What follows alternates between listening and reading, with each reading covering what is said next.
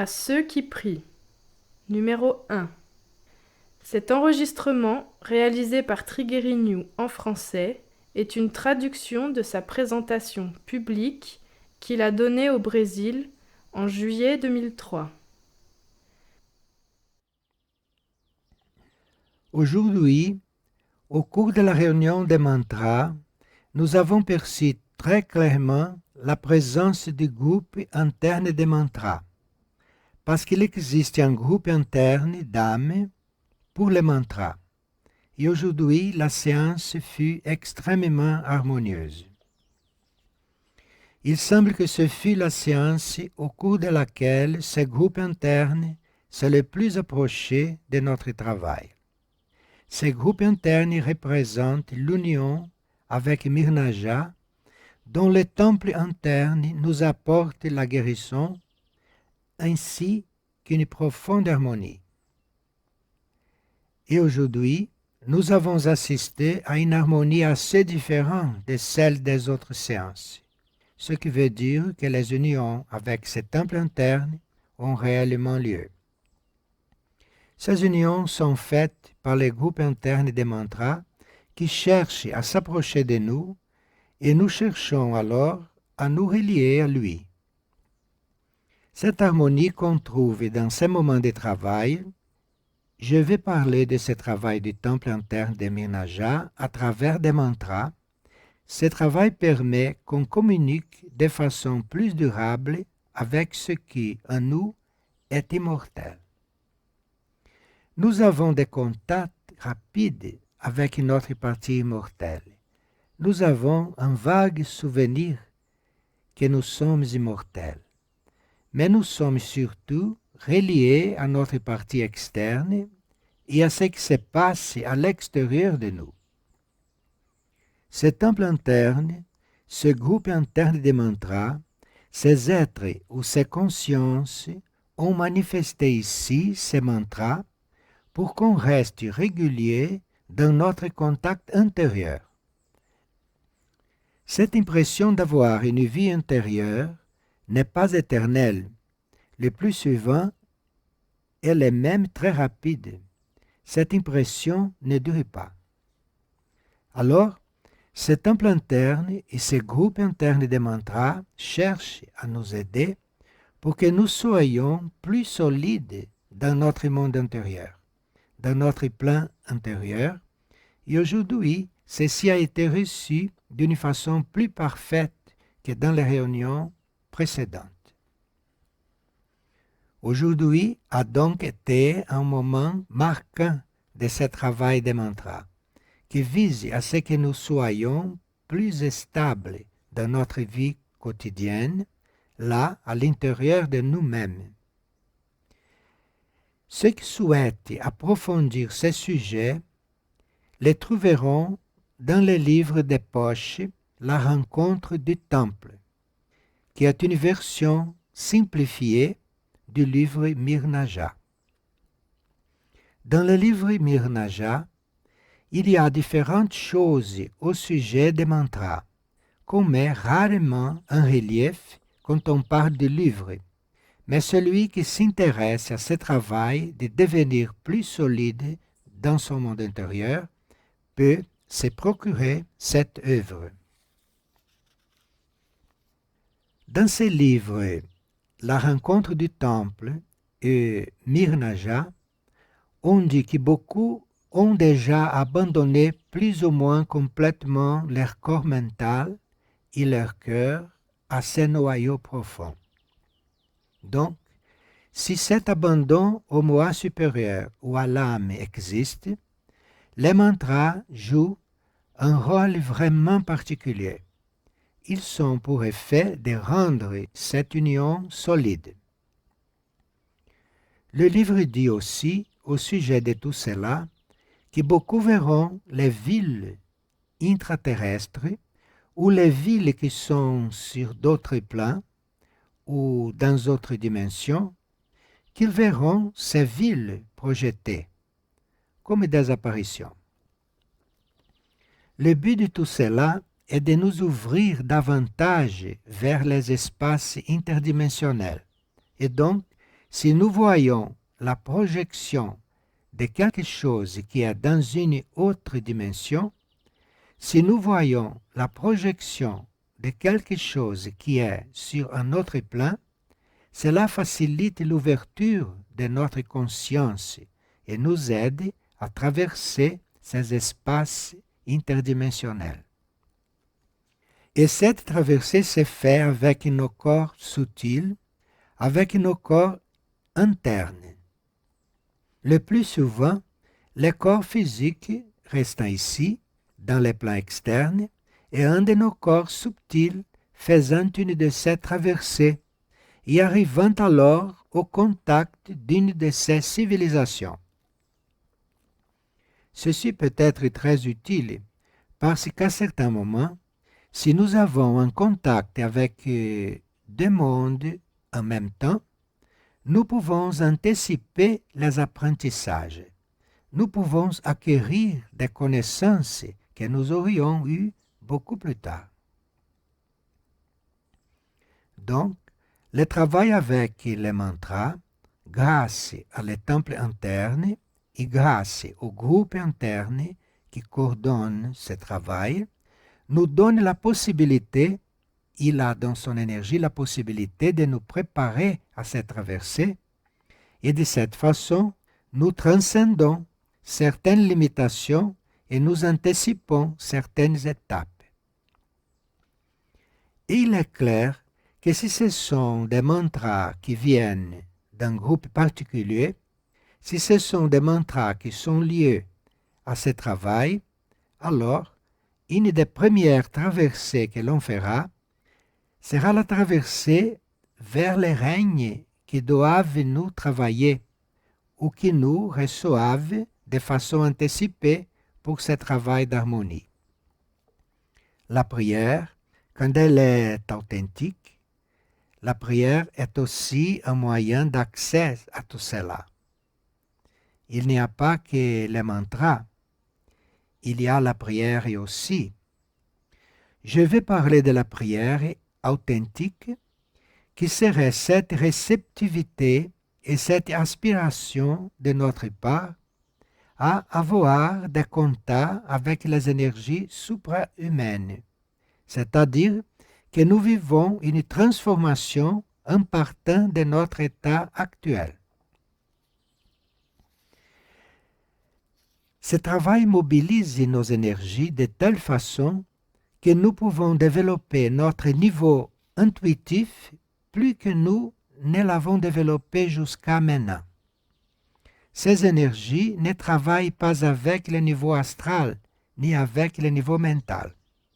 Ces mantras et ces énergies nous ouvrent les portes du monde intuitif et du monde spirituel, ce qui fait que nous développons notre capacité intuitive au travers de cette aspiration et de notre capacité à travailler avec notre esprit ou avec notre nature spirituelle, avec beaucoup plus de liberté, avec beaucoup plus de réalisme. Ceci stimule la transformation des autres. Donc, si nous nous occupons de ces choses-là, si nous élargissons notre capacité à nous déplacer vers d'autres plans, vers d'autres mondes, vers d'autres dimensions, alors non seulement nous stimulons d'une façon très active d'autres personnes, mais nous transmettons aussi cette stimulation à l'aura de la planète. Ceci est un type de travail et il y a des personnes qui se sentent très liées à ce travail, qui se sentent beaucoup d'affinité pour ce travail. Alors, il est bon qu'elles en connaissent toute l'ampleur. Pour cela, nous avons essentiellement besoin d'humilité. Nous avons besoin d'avoir un grand amour pour le silence, parce que celui qui commence à être travaillé de cette façon, celui qui commence à développer ces choses-là, s'il ne possède pas en lui la loi du silence déjà travaillée et développée, celui-là peut interrompre son processus de développement à cause d'un mot inadapté, par exemple. Si quelque chose comme ça est transmis à quelqu'un qui n'est pas intéressé par cela, qui est hostile à cela, ou qui n'est pas préparé pour cela, ceci entraîne une limitation pour la personne qui n'a pas su garder le silence, qui n'a pas su comment se comporter avec la parole. Beaucoup d'êtres ont pu avoir ces expériences, d'après les livres. Il y a même beaucoup d'êtres qui ont eu cette expérience. Mais ces êtres, s'ils ont réellement eu ces expériences, ont déjà en eux la loi du silence travaillée, ce qui fait que nous aurons seulement un contact avec eux dans ce sens-là si nous avons réellement besoin d'une quelconque information, sinon ces êtres-là ne passeront pas par cette expérience. Donc, nous avons besoin de travailler beaucoup cette loi, la loi du silence, pour que nous ayons la possibilité de rencontrer ces êtres, de rencontrer les êtres qui travaillent ces choses-là, qui sont en chemin pour suivre toutes les procédures. L'actuelle situation planétaire, cet état de chaos et tout ce qui va dans le même sens, tout cela n'a pas seulement besoin d'un être ou d'un autre qui fasse ce travail. Ne parlons pas de dédoublement, parce que c'est un mot très mal interprété et utilisé aussi au sujet du corps astral.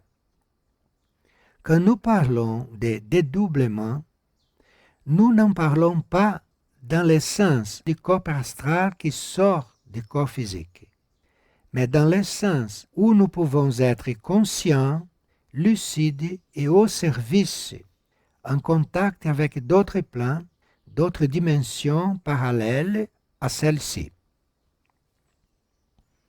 Si nous avons cette possibilité d'agir dans ce monde, dans cette vie, et en même temps d'être déjà en contact avec d'autres plans, d'autres dimensions, d'autres civilisations ou avec d'autres sortes d'humanité, alors nous sommes naturellement des intermédiaires entre la hiérarchie spirituelle et la terre, entre la hiérarchie spirituelle et les hommes de la surface.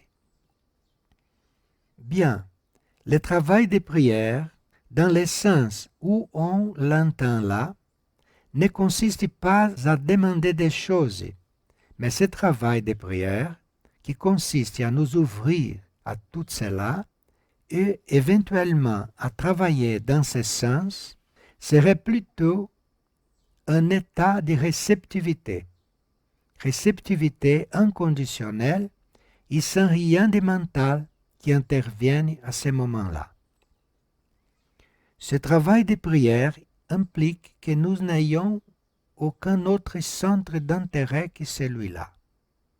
Si nous nous intéressons à plusieurs choses, même si c'est dans le domaine spirituel, et si nous faisons des incursions variées en différents services dans les plans spirituels, alors je ne sais pas si cela peut se réaliser réellement et avec une certaine rapidité.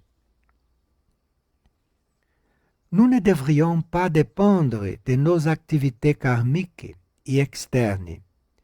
Nous devrions être totalement concentrés là-dedans, complètement concentrés dans cette offrande. Et en même temps que nous sommes totalement concentrés dans cette offrande, que nous sommes disponibles pour ce travail, en même temps, on devra être aussi complètement désintéressés des résultats. Alors, nous sommes offerts et nous sommes disponibles, et si rien ne se produit, nous n'avons pas à nous inquiéter. Nous n'avons absolument pas à être préoccupés par les résultats de tout cela, parce que les résultats peuvent se produire dans les plans très internes de notre être. Cela peut arriver dans les plans dont nous n'avons pas conscience, où l'on n'a pas la conscience de ce qui est en train de se produire. Quand on est dans cette offrande, quand on est sur ce chemin, quand on est travaillé pour ces choses-là, pour ce genre de service, on n'a pas non plus à donner d'importance aux phénomènes qui peuvent nous arriver, parce qu'alors, avec cette stimulation, un domaine phénoménologique peut être ouvert dans nos corps, beaucoup plus ample que ce que cet espace est ouvert normalement. Nous devons donc garder tout cela très clair à la conscience, mais nous ne devrions pas donner trop d'importance à ce que nous entendons, à ce que nous voyons, à ce que nous sentons pendant ce travail d'harmonisation et de recueillement, parce que ce recueillement est fait par la voix de l'âme, et tout ce qu'on voit, sent, perçoit, tout cela est sur un niveau plus bas de sensibilité. C'est un niveau de vision, un niveau de perception quasi matérielle qui peut être utile dans le service. En travaillant cela, si nous avions une vision, si nous avions une manifestation de clairvoyance auditive, ce pourrait être utile pour la personnalité. Mais cela pourrait aussi détourner la personnalité du chemin, parce que notre vision, notre perception, notre audition peuvent être influencées par d'autres niveaux qui sont en dessous de ce qu'on est en train de décrire. Donc, si ces mécanismes de vision, d'audition, de perception étaient déjà développés en nous, nous devrions, avant de commencer un travail plus élevé, rester très neutres face à tout ce qui est là, pour ne pas stimuler ces mécanismes, pour éviter que ces mécanismes entrent dans un mouvement qui peut amener des signes, qui peut apporter des informations ou qui peut amener des sujets qui sont mélangés avec des choses du plan astral, du plan mental, aussi bien celui de l'humanité que le nôtre. Quand on parle de ce genre de travail, beaucoup pensent, mais je ne suis pas voyant, je ne sens pas, je n'entends rien. C'est mieux ainsi. Ces gens-là sont les mieux préparés pour ces choses-là, parce qu'alors, ils ont la possibilité, ils ont l'opportunité d'entrer directement en contact avec ce qui est réel.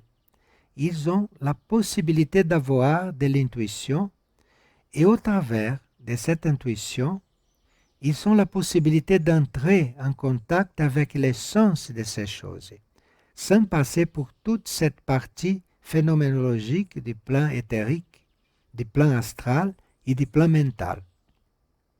Alors que, si on n'a pas une certaine pratique pour travailler avec cela, on peut se faire des illusions, on peut se tromper. Un autre point important est que nous soyons totalement ouverts, totalement disponibles pour reconnaître nos erreurs, dans les cas où elles nous sont montrées. C'est très simple de dire cela, mais vous avez sûrement déjà perçu que quand vous vous trouvez par hasard face à une erreur quelconque, quand vous rencontrez une certaine fragilité, n'importe quel défaut, vous n'êtes pas très disponible pour reconnaître cela en profondeur.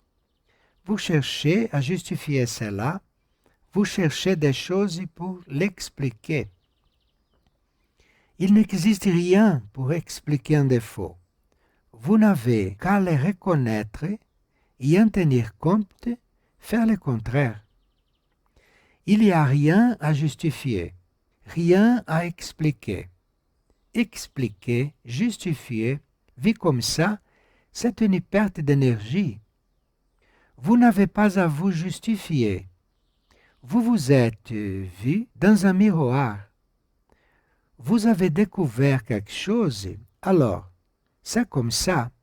Ne vous justifiez pas, ne restez pas dans l'erreur, ne souhaitez pas que ce soit différent, ne perdez pas de temps. Ceci est une condition vraiment fondamentale pour celui qui est dans le travail, d'être éventuellement sur deux plans en même temps. Parce que sur un autre plan, vous pouvez vous voir vous-même de façon beaucoup plus claire.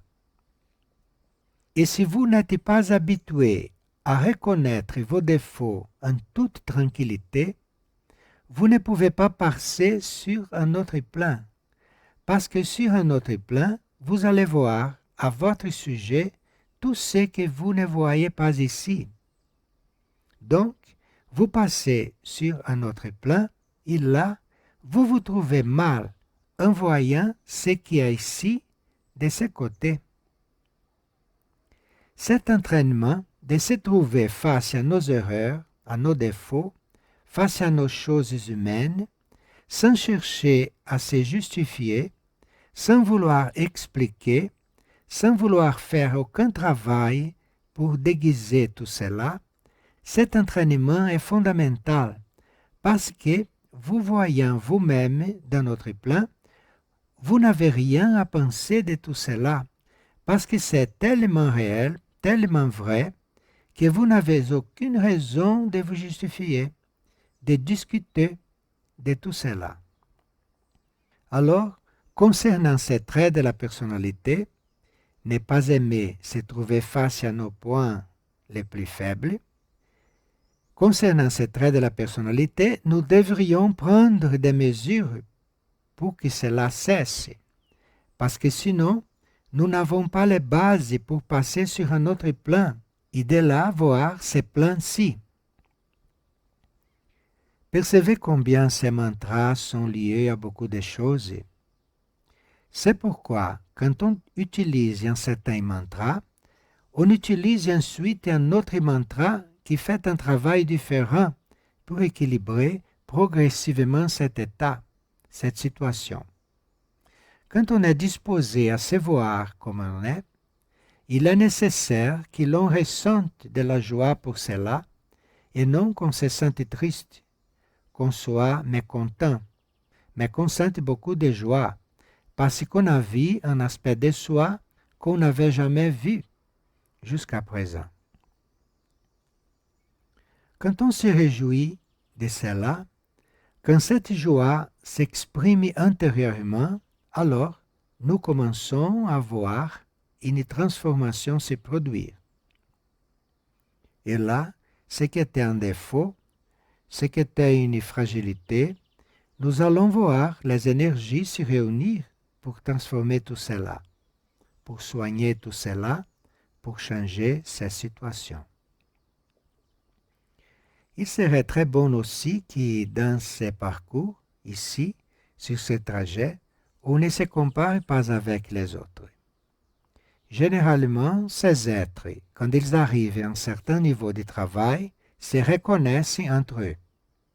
Alors, si vous faisiez un certain travail intérieur, sur un certain plan, vous connaîtriez vos collaborateurs, vous connaîtriez les groupes qui font un travail semblable. À ce stade-là, nous devrions déjà être préparés pour ne nous comparer avec personne, parce que qui que ce soit qu'on rencontre faisant le même travail va être différent de nous, va être un être différent de nous. Il y aura une façon de faire le travail différente de la nôtre. Donc, nous n'avons à nous comparer avec personne quand il s'agit de ce genre de travail. Tout comme nous devons accepter la façon qu'a chaque individu de faire ce travail, nous devons l'accepter parce que c'est sa façon à lui. La mienne est différente. Il n'y a pas de comparaison. Il n'y a aucune comparaison. Et nous percevons aussi que tout arrive pour le bien. quoi que ce soit qui arrive, c'est pour le bien. Même si l'on reçoit certaines leçons ou si l'on voit que quelque chose n'est pas arrivé comme prévu sur le chemin de ces exercices spirituels, nous devrions savoir que tout arrive pour le bien. Donc, même si vous vous préparez pour diverses choses et qu'ensuite, au moment de les réaliser, rien n'arrive comme prévu, vous devriez tout de suite être prêt à reconnaître que c'était pour le bien. Ce que vous cherchiez, ce qui devait arriver n'est pas arrivé, vous devez être prêt à ne pas vous laisser abattre pour cela. Vous devez être prêt à dire « Ce n'est pas arrivé parce que ce n'était pas pour le bien ». Ceci doit être prêt à nous, tout à fait prêt. Voyez, il n'existe rien de pyrotechnique pour que vous entriez dans un autre plan, pour que vous soyez en même temps ici et dans une autre dimension.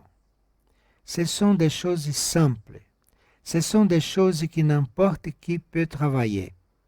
Ce sont des choses que n'importe qui peut réaliser dès qu'il est disposé à sortir du niveau où il se trouve, à ne pas continuer plus longtemps comme il est, parce que tout ça, ce sont des choses très différentes de celles de la vie ordinaire et de la façon habituelle de se déplacer d'une région à une autre, ici sur le plan physique. Pour aller d'une région à une autre, il vous suffit de prendre un avion ou une voiture, de monter un cheval ou une bicyclette ou d'y aller à pied. Mais il n'existe pas de véhicule pour entrer dans un autre plan, dans une autre dimension. Même si nous imaginons que nous pouvons être transportés par un vaisseau, ce vaisseau ne va pas nous transporter si nous n'avons pas cette préparation, si nous n'avons pas cette disposition et si nous n'avons pas ces bases pour les moins éveillés, toujours prêts à être travaillés, parce que personne n'est parfait. Tout cela doit déjà être éveillé et nous devons être prêts à poursuivre toutes ces recherches. Même si tout va bien et si tout avance de façon très sûre, même si on n'a pas de doute, on doit toujours observer si les choses qui arrivent viennent vraiment d'un niveau supérieur, si sont vraiment d'une qualité élevée, ou si tout cela est le fruit de notre imagination, de nos créations humaines ou de notre désir humain, qui peuvent provoquer beaucoup de manifestations phénoménologiques à notre intention. Mais en ce qui concerne les phénomènes, nous sommes déjà bien avertis, n'est-ce pas, de faire attention à cela, parce que tout cela sert seulement à rendre plus dense une chose qui peut être beaucoup plus subtile.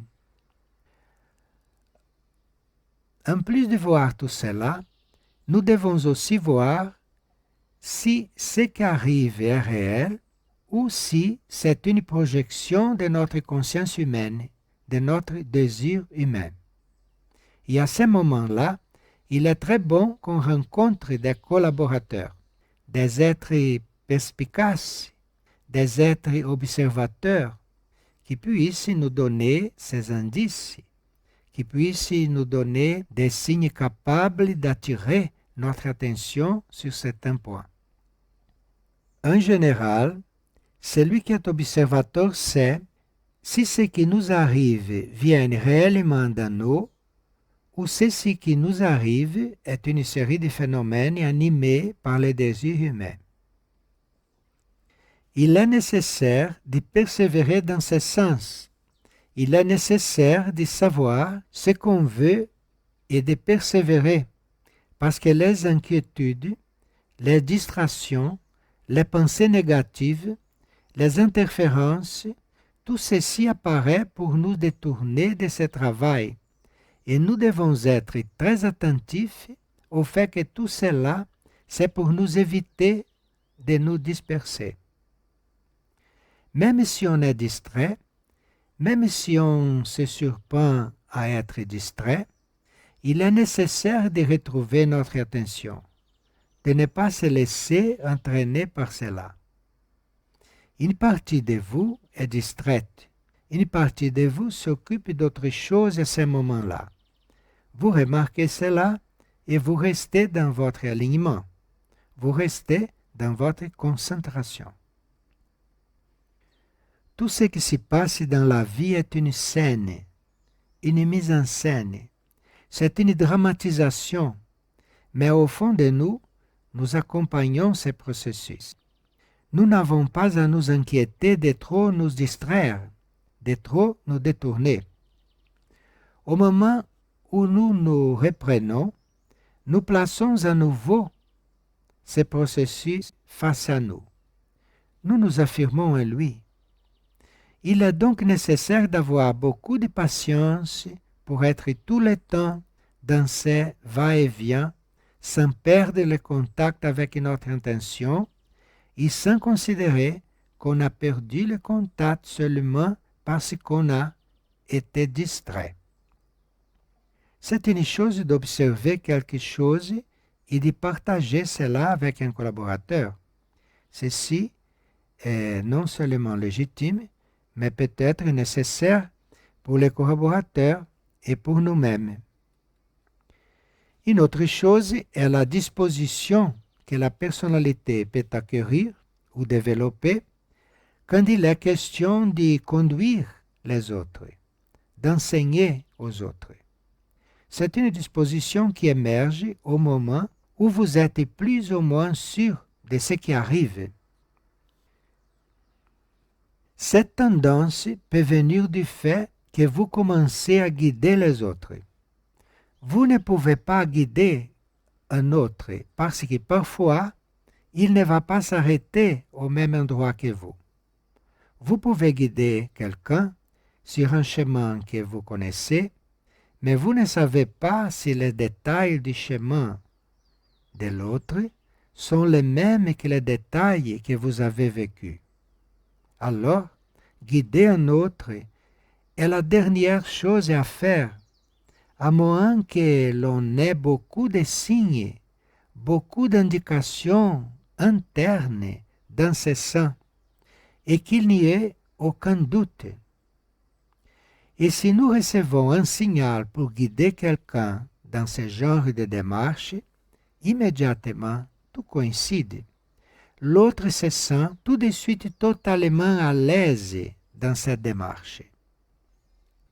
S'il n'y a pas de la part de l'autre une disposition inconditionnelle à être guidé, c'est qu'il y a eu une erreur quelconque de parcours ou que quelque chose a changé. Parce que si, dans ce genre de travail, il nous arrive d'être amenés à conduire quelqu'un d'autre, cela doit rencontrer chez l'autre un accord total, une ouverture totale. Alors, on n'a pas à se tromper. Et même si l'autre est ouvert à l'idée d'être guidé, même s'il est ouvert à ce que vous pouvez travailler et lui transmettre, vous devez mettre tout cela en lumière pour vérifier encore, une fois de plus, si tout ceci n'est pas une inclination que vous avez à guider les autres, ou si c'est réellement une tâche qui vous revient à ce moment-là. Vous voyez que nous sommes face à des choses très subtiles, face à des choses très simples, mais que, le plus souvent, nous les oublions, nous les laissons de côté dans notre quotidien, dans cette lutte avec ce qu'on rencontre sur le chemin. La pensée du jour dit: il n'existe pas, au final, de fragilité infinie qui ne puisse se transformer en force. C'est une pensée de la mère de l'ashram. il n'existe pas, au final, de fragilité infinie qui ne puisse se transformer en force. Donc, aussi fragiles que nous soyons, aussi inadaptés que nous puissions paraître pour certaines choses, pour certaines entreprises, pour certaines audaces, pour autant qu'il semble que nous ne servions pas à cela, selon la mer, tout cela peut se transformer en une grande force. Et il est préférable que nous soyons humbles, il est préférable que nous pensions n'être pas à la hauteur, plutôt que de penser que nous sommes déjà prêts. Vous sentez cela? Alors, sur ce chemin, il vaut mieux que vous pensiez que vous n'êtes rien, plutôt que de penser que vous êtes déjà quelque chose. C'est sans comparaison. Parce que si vous pensez que vous êtes déjà quelque chose, si vous pensez que vous êtes déjà préparé à tout, à partir de ce moment-là, vous allez vous voir avec vos forces. Vous allez mesurer vos forces et vous allez lutter avec elles.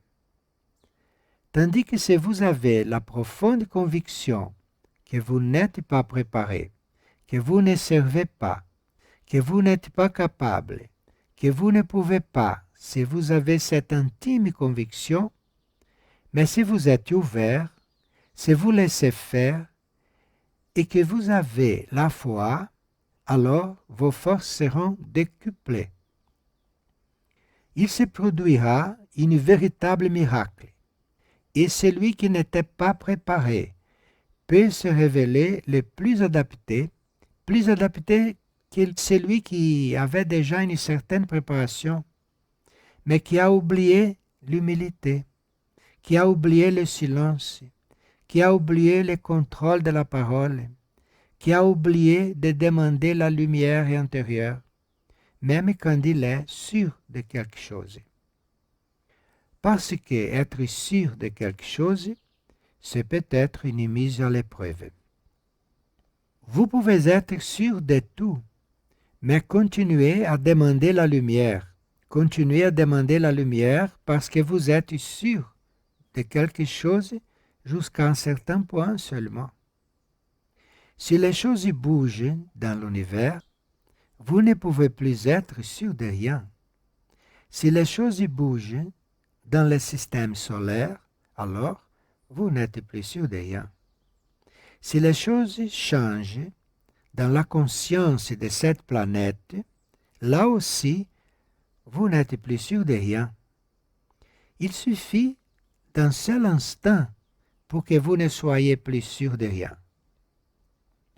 Alors, il est vraiment nécessaire que, même en étant sûr, vous continuiez de voir si c'est bien ça, demandant toujours la lumière, pensant toujours que vous pouvez comprendre mieux. Et si on est déjà en état de faire ce genre de travail, pensez toujours qu'on peut être dans de meilleures conditions, qu'on peut toujours s'améliorer. Donc, si vous n'êtes vraiment sûr de rien, ce dont vous pouvez être sûr, c'est de ce qui vient selon nos besoins si nous avons la foi. De ça, on peut en être sûr, parce que c'est une loi. Pour le reste, il est nécessaire de toujours demander la lumière, de toujours demander de l'aide et d'être toujours prêt dans n'importe quelle transformation. C'est très simple. Et alors, les choses commencent à se produire en nous et en dehors de nous sans aucun obstacle. Mais sitôt qu'apparaît une pointe d'orgueil, sitôt qu'apparaît une pointe de mauvaise volonté dans la façon de se voir soi-même, alors ce processus est reporté à une autre opportunité. La lumière intérieure est quelque chose qui brille, qui vient à votre rencontre et qui se montre à mesure que c'est pour vous nécessaire, que vous en avez besoin et que vous la désirez. Vous n'avez qu'à donner le signal que vous désirez cette lumière. Ce signal est comme une requête. C'est le signal que vous vous revigorez, que vous acceptez la lumière, parce que la lumière nous montre en premier lieu les choses désagréables et c'est seulement ensuite qu'elle commence à nous montrer une autre chose. Personne ne va recevoir la lumière au sujet de quelque chose de très positif avant que ne lui soit montré certaines choses qu'elle doit changer, avant de lui montrer qu'elle doit se transformer. La lumière est très rapide et concise. La lumière, quand elle se porte sur quelque chose, il n'y a pas de doute sur ce qu'elle montre. Il n'y a aucun doute. Mais pour que la lumière vienne à notre rencontre, il est nécessaire que l'on donne notre consentement, que l'on souhaite cela, parce que ce n'est pas tout le monde qui souhaite voir les choses clairement, pas tout le monde qui souhaite la lumière. La lumière est disponible, mais pourquoi est-ce que tout le monde ne l'a pas trouvée? Parce que certains ne le veulent pas. Ils ne le veulent pas vraiment. Un signe de notre part est nécessaire. Une manifestation de notre part est nécessaire. Une manifestation dans tous les niveaux de la personnalité est nécessaire de la part de celui qui désire la lumière. Parce que la lumière dérange beaucoup tout ce qui est impur. La lumière ne vient pas pour déranger. C'est ce qui est impur qui se sent dérangé par la lumière. L'offrande de tous les niveaux de la personnalité est donc nécessaire pour que la lumière puisse réellement se faire. Le consentement du corps mental est nécessaire. Le consentement du corps émotionnel astral est nécessaire.